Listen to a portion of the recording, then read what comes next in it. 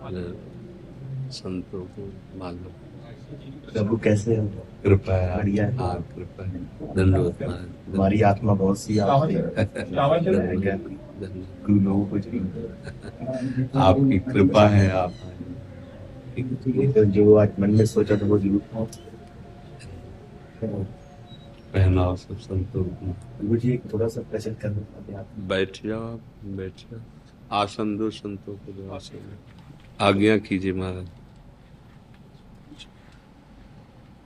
कल भी हम आए थे गुरु जी जी आपके पास, जी। तो हमारी बहुत आत्मा कर रही थी आपको मिलने के लिए, तो कहने लगे हमारे डायलिसिस कराने गए हुए हैं। हाँ कल तो डायलिसिस। कल हमारा ही बहुत मन से आत्मा से बहुत दुखी हुई है कि हमारे लोगों को इतना बड़ा दुख लग रहा है। तो वैसे शरीर का दुख कोई दुख नहीं है, ये तो देहाभिमान के कारण ही हमें बहुत ज्यादा दुख सुख में लिप्तता हुई है। जो स्वरूप है वो दुख सुख से परे है। जब उसका वास्तविक गुरु कृपा से बोध हो जाता है तो सहनशीलता इतनी होती है कि हर कष्ट सह जाते, आनंद पूर्वक सहा जा सकता है। और हम परमार्थ के प्रतीक हैं अपने सब, तो इसी शरीर राग को मिटाने के लिए ही तो हम परमार्थ पे चले हैं। वास्तविक हमारा ये स्वरूप नहीं है, न स्थूल शरीर, न सूक्ष्म शरीर, न कारण शरीर। जो हम आत्म स्वरूप हैं, इसी की स्मृति से हमें अपनी विस्मृति हो गई है। अब इसकी विस्मृति करके अपनी स्मृति में स्थित हो जाना है। यही हमारी साधना, चाहे ज्ञान मार्ग से देखो चाहे भक्ति मार्ग से देखो। जैसे ज्ञान मार्ग में ना, तीनों शरीरों का बाध करने पर जो अचिंत्य हमारा स्वरूप है उसी में हमारी स्थिति होती है। और जो भक्ति है ना, तो जो अचिंत्य तत्व है उसे आराध्य देव के रूप में माना गया, और अपने को दासत्व भाव में भेद करके माना गया, वो जाकर अभेद ही हो जाता है। तस्मित तज्जने भेदा अभावात, प्रभु और प्रभु के जन्म में अभेद स्थिति, जानत तुम्हें तुम्हें हो। तो बात तो घूम के वहीं आती है।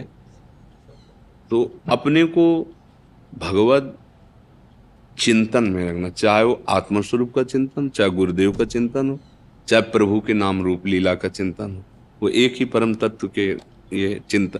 हमारा चिंतन देह और देह जनित भोग और देह जनित चेष्टाएं, ये हमारा चिंतन है। मतलब व्यवहार में वर्णन किया जाता है, लेकिन अपने लोग व्यवहार के नहीं, अपने लोग परमार्थ के सुभट हैं, परमार्थ के योद्धा हैं। तो हमारा यही प्रयास रहना चाहिए कि अंदर से जितना बाह्य चिंतन है वो सब विस्मृत हो जाए। बाह्य व्यवहार की सत्ता नहीं है। ना सतो विद्यते भाव, ना भाव विद्यते सत्ता।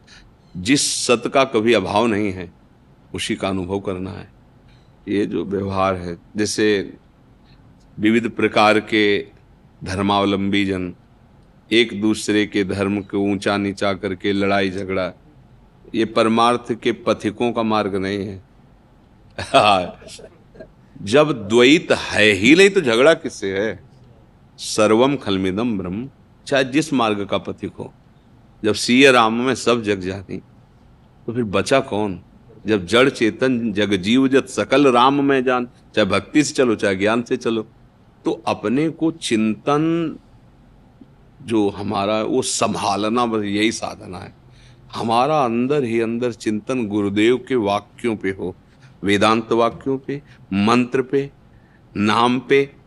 तो संसार का पहले हम विस्मरण करें, और जहां संसार का विस्मरण हुआ यही संसार है, स्थूल दे, सूक्ष्म दे और कारण। तो सच्चिदानंद आपका स्वरूप है। जैसे नहीं, शिवोहम अहम ब्रह्मास्मि, जो ज्ञान मार्ग के पथिकों का अनुभव में वही स्वरूप है। तरंग से वायु निकल गई तो समुद्र ही था, समुद्र ही है, समुद्र ही रहेगा। वायु विकार ही तरंग नाम दिए थी। ऐसे ही ये देह विकार जो है मायाकृत, इसमें हम फंस गए, स्त्री पुरुष उत्तम अधम। और वो अंदर जो तत्व है वो एक ही है, उसमें द्वैत नहीं है। इसलिए खूब भजन परायण, संयम पूर्वक शरीर के व्यवहार को अपने दुख सुख में सम्मिलित न करे। इसका मान अपमान, इसका दुख सुख, इसका जन्म मृत्यु मेरा नहीं है, ये अनुभव में आ जाना ही हम वैरागियों का परम वैराग्य का फल है। अगर ये अनुभव में ना आया तो फिर प्रपंच ही है नहीं?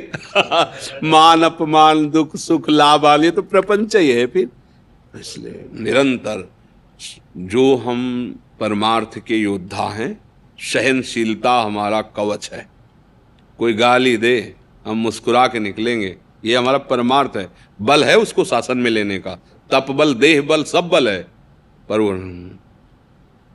नीचापमानम शुद्धा, नीच पुरुषों द्वारा किए हुए अपमान को भी वो अमृत के समान सहन, ये हमारे परमार्थ के सुभट के लक्षण हैं। कोई बहुत सम्मान कर रहा है, दोबारा याद नहीं आनी चाहिए उसकी। कोई बहुत अपमान कर रहा है, उस पर कभी गुस्सा नहीं आनी चाहिए। राग रहित विचरण, बाहर भी और अंदर भी, वही महात्मा है। जो राग रहित है वही महात्मा है, जो अनुराग युक्त है वही प्रेमी है। चित्त व प्रभु में अनुरक्त, या आत्मरति या कृष्ण रति, एक ही बात है। आप सबके चरणों में प्रार्थना है। क्या अभी और कुछ बात है? मन की जो शंका थी वो दिखा। और हमें बड़ा सुख मिलता है, जैसे आप देखकर महाराज जी में बहुत खुशी हुई है। आपको कुछ चाहिए? नहीं, आप सब गुरुजन है, आप कृपा करके दर्शन देने आए। हम अदम रोगी शरीर तो जा नहीं पाते, तो आप सब महापुरुष आ करके हमें दर्शन देते हैं।